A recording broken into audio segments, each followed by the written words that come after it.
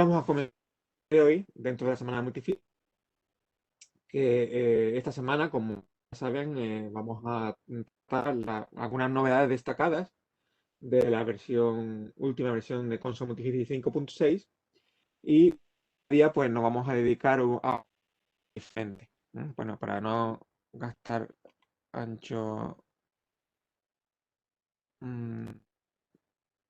ancho de estar el vídeo.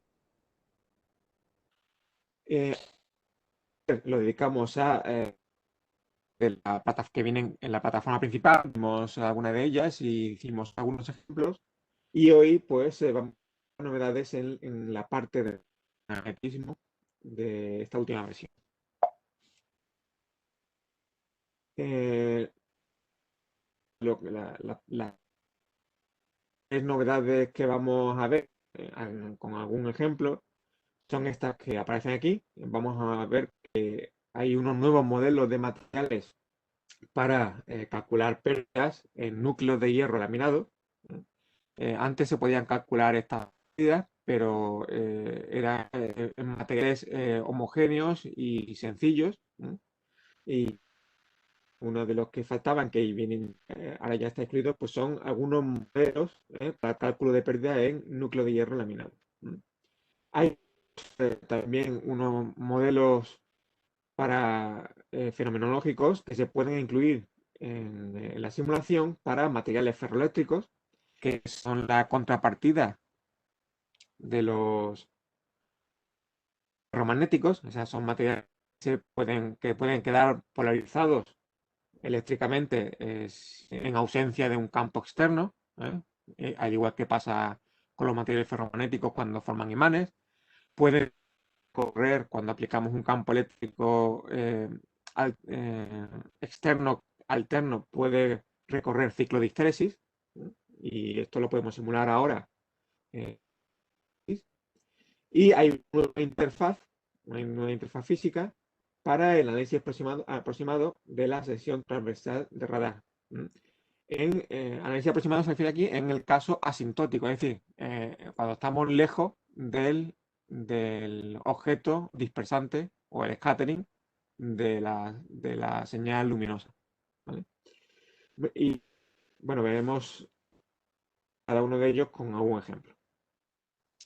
Aparte de esto, en el área del electromagnetismo, que engloba en varios módulos, en el de ACDC, el módulo principal de este área de electromagnetismo, pues aparte de la inclusión de los materiales ferroeléctricos y el cálculo de pérdidas en núcleo de hierro laminado, pues también viene una interfaz de campos magnéticos, una nueva interfaz de campo magnético en el caso en que solamente corrientes presentes, es decir, que no hay materiales magnéticos, y que ya este es capaz de las matrices de inducción mutua entre los diferentes circuitos, es decir, para calcular las inductancias parasitarias por interacción mutua, por ejemplo, en PCBs, en placas de circuito impreso.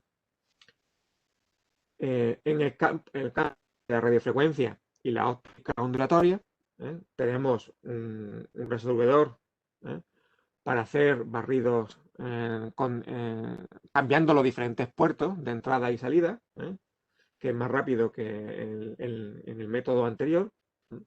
Tenemos esta nueva interfaz física en análisis asintótico de las secciones de radar, que veremos también en un ejemplo. Y bueno, y algunas en la zona de postprocesado, pues hay unos nuevos gráficos de polarización. Y en óptica de rayos, pues se puede expresión, no solamente en dominios, sino también en dominios y contornos. Bueno, pues estas son novedades.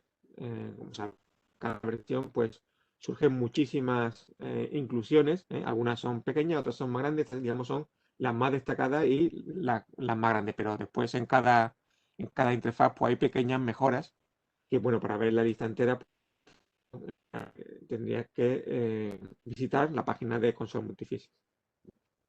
Muy bien, pues vamos a comenzar las novedades que he mencionado, que son los modelos de materiales de núcleo de hierro laminado con pérdidas. ¿Vale?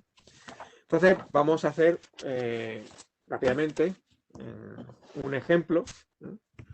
Que permite calcular la densidad de energía perdida o de potencia perdida en un núcleo de hierro laminado en un transformador de núcleo de tipo E, un E-core, de núcleo doble E, donde aquí los bobinados están en esta pata central y del núcleo pues sirve las líneas de campo magnético que no haya pérdidas de flujo, ¿vale?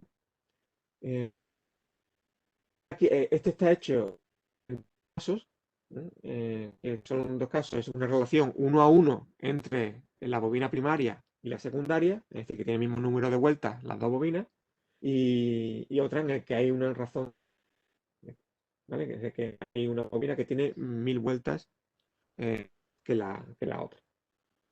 Perdón, el factor multiplicado por 1000, que son el caso 1 y el caso 2. Y en este caso que están viendo aquí, pues lo que vemos son los vatios por metro cuadrado de pérdidas dentro del núcleo de hierro laminado. Vamos a ver cómo se hace esto. Muy bien, pues eh, console multiphysics, que bueno, lo tenemos aquí. Y esto es un modelo. Vamos a comenzar. Model Wizard, es un modelo 3D. Aquí selecciono la física de campos magnéticos, de ACDC.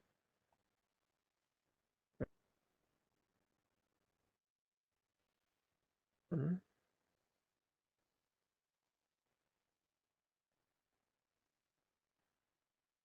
este caso es esta. Tenemos corrientes presentes.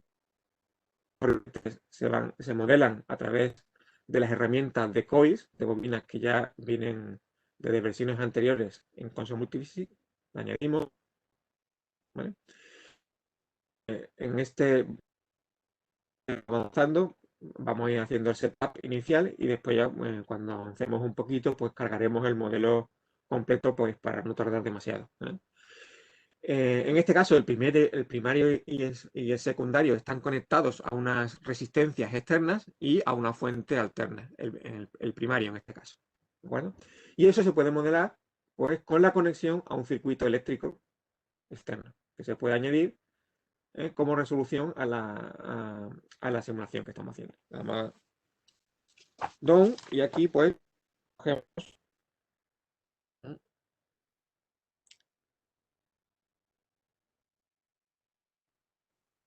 vamos a, pueden ver, aquí ya hay una de las novedades.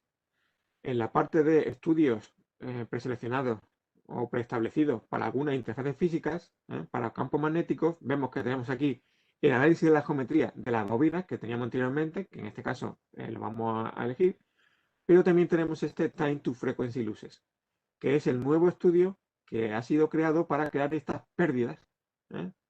El cálculo de estas pérdidas en el hierro laminado, ¿vale? Bueno, eso lo podemos añadir después. En este caso vamos a coger este de aquí, porque el estudio inicial tiene que ser un análisis de la geometría de la bobina.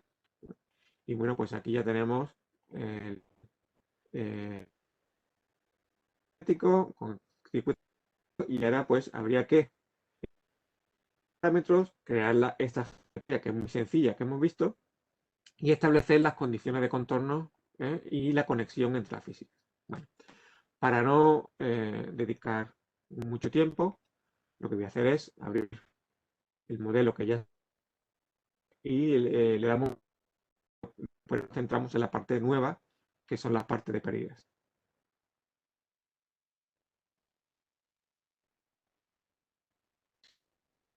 Aquí ya tenemos, es una geometría sencilla, con transparencia. Vemos tenemos las bobinas cilíndricas, concéntricas, que son proyectadas en torno a la pata central del núcleo de hierro, Y claro, las pérdidas, es decir, el flujo en el aire que circunda, pues hay un dominio de aire aquí alrededor, ¿vale? Que se dice aquí. La geometría, he creado unos parámetros, ¿no? Vemos aquí, por ejemplo, conectada con el primario, el vueltas del secundario, que va a ser fijo, lo que vamos a cambiar el número de vueltas del primario, y la frecuencia del voltaje de la imitación, que son 50 Hz. Aquí, en esta zona de variables, tenemos esos dos casos definidos. Tenemos la resistencia del secundario. En el caso 1 tenemos 300 en el primario, ¿vale? Y un voltaje de 25.000. El caso 2, ¿eh? Son 100 ohmios en el secundario, un número de vueltas de 300.000, un factor 1000, ¿eh? Y 25 kilovatios de voltaje, sería un transformador reductor en este caso, ¿no? Bueno, eso ya, uno u otro, ¿eh? Podemos calcular los dos casos. Y eso lo podemos hacer, ¿eh? Y este es este primer que vimos antes, es para calcular la geometría de las bobinas, es decir, para ver cuál es la dirección de las corrientes en esa bobina, según la geometría que le hemos puesto, y las bobinas están aquí establecidas. Aquí vemos que está coil 1 y coil 2. ¿Vale? 1 tiene la excitación. Bueno, voy a poner aquí. Coil 2 es el externo y vemos que coil 1 es el interno. Y como podemos ver, la excitación está conectado al circuito externo. O sea, coge la corriente que circula por el circuito externo para meterla de entrada o de salida, ¿vale? En la bobina. ¿De acuerdo? Eso ocurre en las dos bobinas, ¿eh? Se hace la conexión, como pueden ver, entre el modelo geométrico de las propias bobinas y las corrientes que se calculan aquí en la parte del circuito eléctrico. Vemos que estas conexiones, como pueden ver aquí, se hacen en estos nodos que conectan de potencial, al voltaje de la bobina, el 1 y el 2. ¿De acuerdo? Entonces, aquí se hacen los acoplamientos en estos dos nodos y en los propios nodos de coil, es donde se hace el acoplamiento entre el circuito externo y las bobinas de la geometría. ¿Vale? Bien, claro, la bobina puede tener formas muy diferentes y la primera parte se hace en este estudio para calcular cómo circula la corriente en esas geometrías de la bobina. Y lo que hay nuevo también en este caso es esta parte de cálculo. Este nodo nuevo, perdón, este nodo de pérdidas en las bobinas, ¿vale? Que en este caso pues simplemente son pérdidas resistivas, ¿vale? La parte nueva es esta ley de Ampere, que está aplicada, como pueden ver,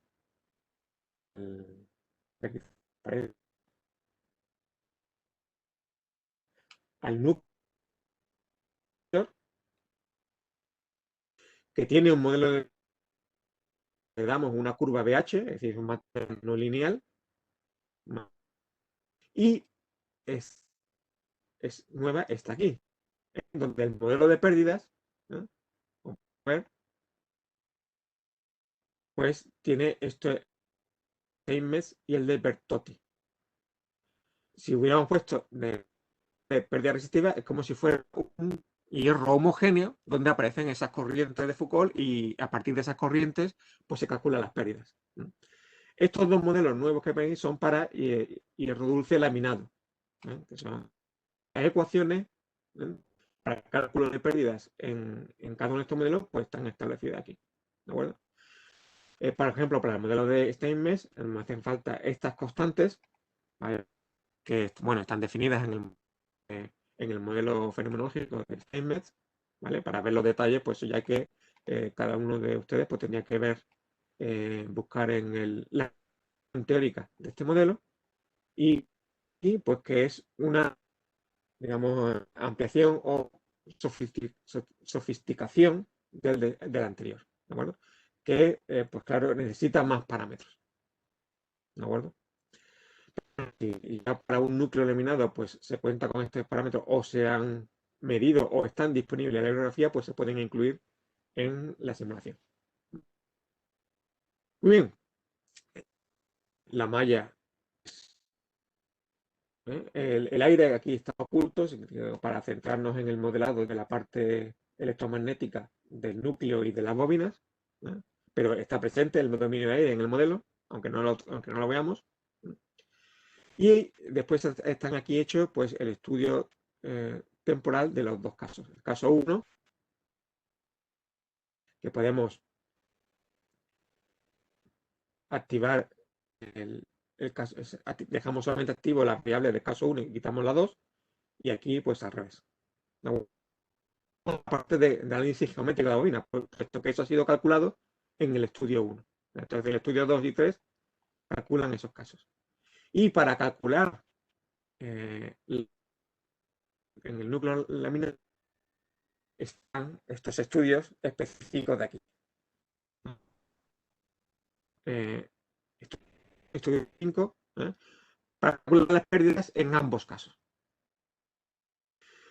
¿Por qué se hace por separado? Porque, bueno, estos modelos fenomenológicos, en este caso que es un estudio temporal, esos fenómenos fenomenológicos están establecidos para una determinada frecuencia, ¿de acuerdo? Entonces cambian del dominio de la frecuencia al dominio del tiempo, que son estos estudios específicos que han sido definidos para este cálculo de pérdidas, ¿vale? Y bueno, pues se pueden pues, pérdidas en el núcleo, promediadas en un ciclo para los dos casos. Muy bien. Bien.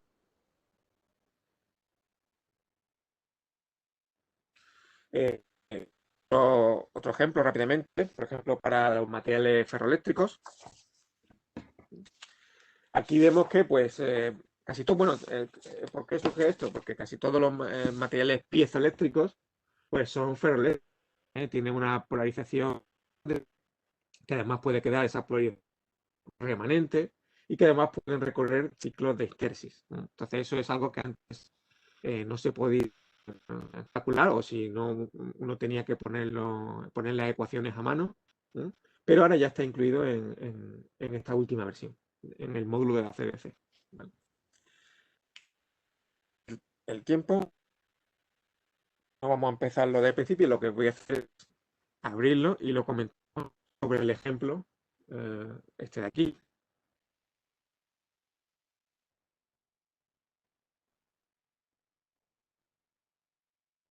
A ver si tengo por ahí. Este.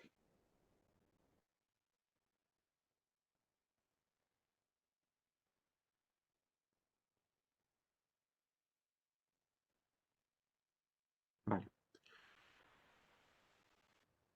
Bueno, un modelo axiesimétrico, ¿vale? Y bueno, lo que tenemos es una pastilla ferroeléctrica también. La geometría es muy sencilla. Aquí, bueno, aquí podemos tener un esquema de cómo es la geometría 3D en revolución, ¿vale? De este material piezoeléctrico y ferroeléctrico a que se aplica una señal, ¿sí? Y un dominio de aire alrededor para calcular el campo eléctrico en el exterior, ¿no? Este plano de corte aquí en realidad es un plano de simetría, es decir, que está todo rodeado de aire, y tenemos una pastilla cilíndrica en forma de disco que está rodeada de aire por arriba y por abajo, pero bueno, para reducir el cálculo, pues está dividido por la mitad, por el plano medio, y así se calcula y con condiciones de simetría y se calcula solamente la mitad del modelo, ¿vale? Bien, pueden ver, en este caso es aire a la pastilla, ¿vale? y este material,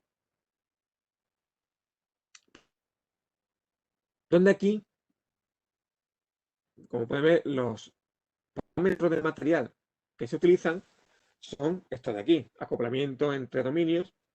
Estos materiales ferroeléctricos, su estructura microscópica es muy parecida a los materiales ferromagnéticos, es decir, tienen dominios, pero lo que pasa es que en lugar de tener dominios magnéticos, pues tienen dominios eléctricos, donde todos los dipolos están orientados en una cierta orientación. Cuando aplicamos un campo eléctrico externo, pues esos dominios crecen en la dirección del campo externo aplicado. Pero cuando quitamos ese campo, también el material puede quedar polarizado, ¿vale? Que los materiales ferromagnéticos, pero también existen los materiales ferroeléctricos y casi todos los piezoeléctricos son ferroeléctricos también. Entonces, por eso aquí se llama acoplamiento entre dominios. Pues, digamos, es un factor de acoplamiento entre los dominios vecinos, ¿vale? Y de dominio de las paredes, reversibilidad de polarización, pérdidas de tal. Es decir, estos son parámetros que caracterizan el comportamiento ferroeléctrico del material, ¿vale? Y entonces es necesario tener estos parámetros para que caractericen el comportamiento ferroeléctrico. Estos parámetros, en este caso, están aquí definidos en parámetros, o sea, en la zona de parámetros, y están puestos en el material, ¿vale? Están estáticos, ¿vale? Y pues esta de conservación de carga, ¿vale? Para calcular el campo eléctrico en la parte de aire, que está asignada en este nodo por defecto, y para la parte del material ferroeléctrico tenemos otro nodo de conservación de carga, donde lo que tenemos nuevo es esta parte del modelo de material dieléctrico. Teníamos las 4 anteriores que tenemos aquí, y ahora pues nos aparece esta opción de un material ferroeléctrico, ¿de acuerdo? Para calcular la polarización, pues podemos utilizar pues, esta expresión de una parte de polarización irreversible y otra parte de polarización que depende del eléctrico efectivo, ¿de acuerdo? Y también podemos incluir, como pueden ver, un modelo de histéresis de Giles Atherton, la misma forma de introducir histéresis que se usaba en materiales ferromagnéticos. Bueno, como vemos, pues aquí pues, tenemos que especificar esos parámetros del material ferroeléctrico, tanto para calcular el potencial como este de densidad de dominio de pared, como los parámetros de histéresis, ¿vale? Está en esta versión, ¿no? Bueno, una vez que, en este caso, el estudio que hacemos, bueno, aquí le metemos un campo eléctrico en un potencial sinusoidal, ¿vale? La variable temporal, en este caso una frecuencia de 1 hercio, ¿de acuerdo? El ferroeléctrico va a cambiar, va a recorrer un ciclo de histéresis bajo esta señal de 1 hercio de frecuencia. Como pueden ver, aquí el cálculo está. ¿Qué significa? Que el parámetro tiempo solamente lo estamos utilizando para cambiar la señal de entrada del potencial. Bueno, que esto está aplicado aquí, ¿vale?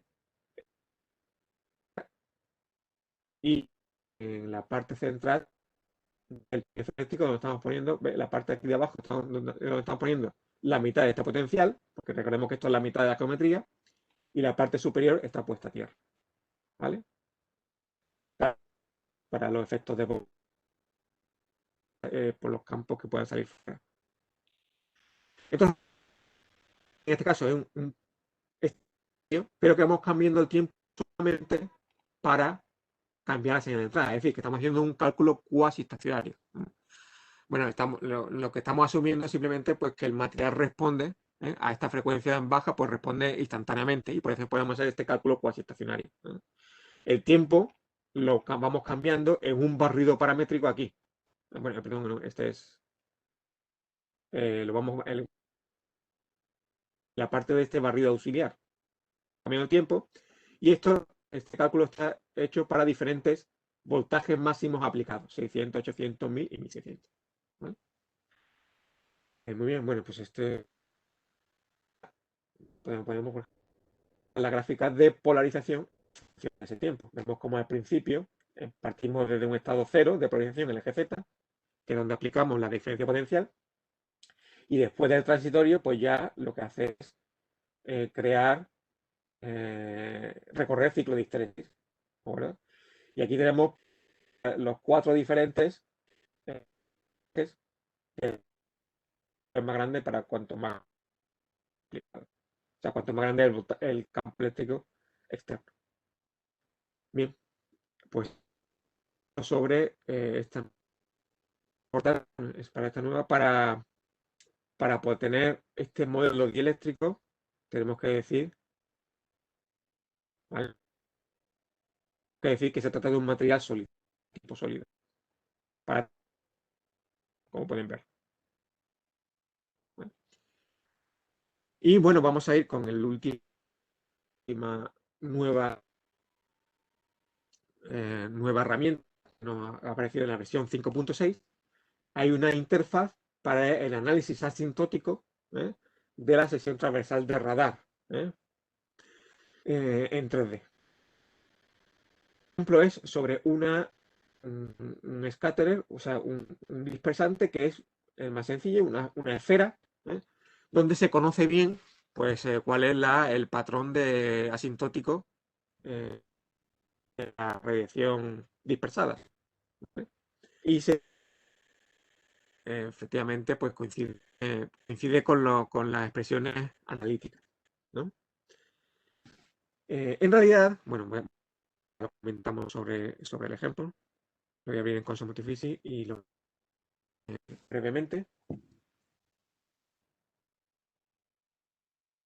Está aquí.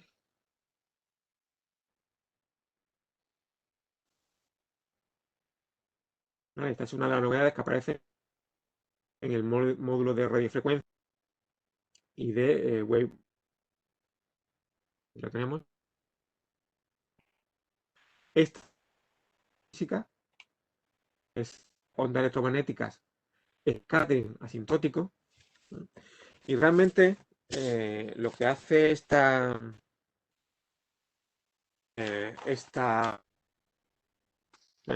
en realidad no está haciendo un cálculo por elementos finitos. Bueno, lo que es transformar la onda plana incidente sobre la geometría que le hemos creado, en este caso es una esfera, esa onda plana incidente en la superficie con la correspondiente relación del campo lejano. Se hace un cálculo de far field a través de, utilizando las fórmulas de Stratton-Chu, que ya se conocen de teoría de scattering de radar. ¿Vale? Entonces, no me hace un cálculo de elementos finitos. De hecho, por ejemplo, vemos aquí que el dominio 1 es el dominio de la esfera y nos va a calcular ese far field en un infinito vacío. O sea, el dominio infinito que rodea a esta esfera. Pero eso no va a estar mallado ni va a haber un cálculo probablemente finito, sino que va a calcular, nos va a calcular cuál es el campo en la superficie objeto incide la onda plana y a partir de ese campo en la superficie, donde a través de estas ecuaciones asintóticas, en la zona de postprocesado además, nos va a calcular el campo lejano. ¿Vale? Eso es lo que hace esta nueva interfaz física. Bueno, pueden ver este cálculo lejano, pues aquí podemos elegir que en todas las superficies en las que incide, en este caso que está puesto por defecto, aquí especificamos el campo eléctrico incidente. Por ejemplo, en este caso viene una onda plana polarizada en el eje Z que se dirige, que se propaga en la dirección del eje X. ¿Vale? Por este lado de aquí, la derecha. ¿Vale? Y bueno, aquí especificamos pues en este caso la frecuencia incidente que es de 30 GHz. ¿vale? Y este es el radio de la esfera. Tal. De hecho, cuando damos aquí a calcular, pues como ven, a ver, no, obviamente, no hace nada, solamente pues, el campo de la superficie, y a partir de ese campo, pues aquí saca bueno, en este caso el campo de la superficie, y aquí pues ya podemos visualizar el campo lejano, pues en este caso en un gráfico polar, ¿vale? Como ven, en decibelios. ¿Vale? Este punto, ¿vale? A un ángulo de 180 grados en la parte trasera, pues es el conoce a partir que se conoce a partir de las expresiones asintóticas teóricas que existen, y se puede comprobar que coincide con lo que nos da con lo que nos da, ¿vale? Eh, toda esta parte asintótica se calcula directamente a partir de las expresiones de Straton-Chu, se calculan en esta parte de postprocesado. ¿Vale? Muy que no hacemos un cálculo de elementos finitos, pero cuando solamente estamos interesados en la forma asintótica, porque claro, imaginemos un caso biestático, o sea, de dos estaciones, una estación que emite la onda plana radar, que choca con el objeto, un avión o lo que sea, y tenemos una estación receptora en otro lado, formando un cierto ángulo. En este caso, esta es la radiación en el plano X, ¿vale? Pero podría representar más planos. ¿De acuerdo? Formando un ángulo de 60 grados, pues podemos saber cuál es la sección de radar a cada ángulo. ¿Vale? Muy bien, pues estas tres novedades que mostrarles y pues presentación. ¿Sí? Nada más.